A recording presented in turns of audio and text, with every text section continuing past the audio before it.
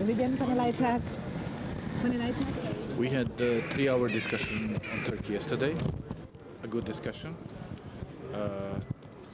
I believe there is a common understanding of what kind of relationship we need to have, what are our expectations from Turkey and also what Turkey expects from us. So we prepared good ground for today's meeting with Minister Çelik, who was with us already last night at the dinner.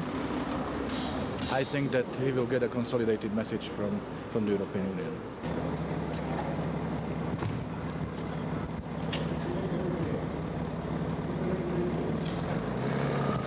We want to talk. First of all, it's very important engagement. We are talking that this is important, so it's important not just to send oral messages or statements, but also to be engaged and they really have a right to be listened, to tell their own, so to say, story. And frankly, they are very important key partner, candidate to European Union, member of European Union Customs Union, one of the major NATO ally, half of the million army, very important in the solution of current challenges. Needless to mention, but let's say migration, they are hosting almost 3 million refugees. So many reasons why we have to talk. Ms. Mogherini, what is the key message? What do you want to send out to your Turkish colleague? Ja, dass es immer wichtig ist, sich auszutauschen, dass wir informiert werden, dass wir informieren über die Sichtweisen und ich denke, wir sind hier auf einer sehr guten Gesprächsebene.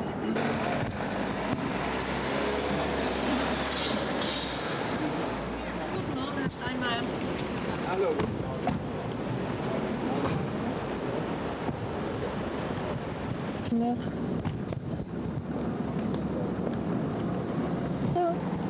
Qu'est-ce que vous ne voulez pas parler avec nous, non?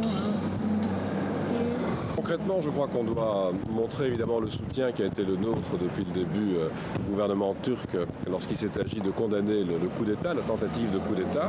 Mais dès le début, nous avons demandé aussi qu'il y ait une retenue, une proportionnalité dans les réactions. Il est normal qu'il y ait des sanctions, mais quand on a vu le nombre d'arrestations, quand on a vu l'évolution dans le pays, on est assez inquiet. Donc on va essayer de débattre ce matin surtout de la manière de tenir chacun nos engagements dans tous les domaines, en matière de migration, en matière de visa, mais aussi de faire en sorte qu'il y ait une vraie préoccupation en ce qui concerne l'état de droit et les droits de l'homme. Je pense en particulier au rôle du Conseil de l'Europe en Turquie et je pense aussi à l'échange qu'on doit avoir pour dire que nous devons tenter de trouver une voie commune dans la lutte contre le terrorisme.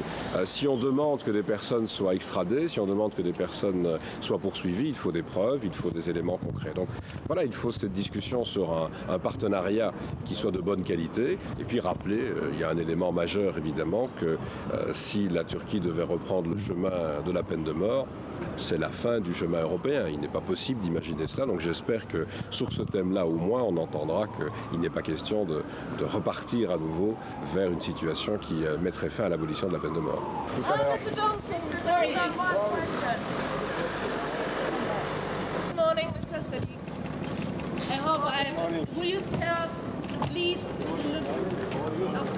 just one word.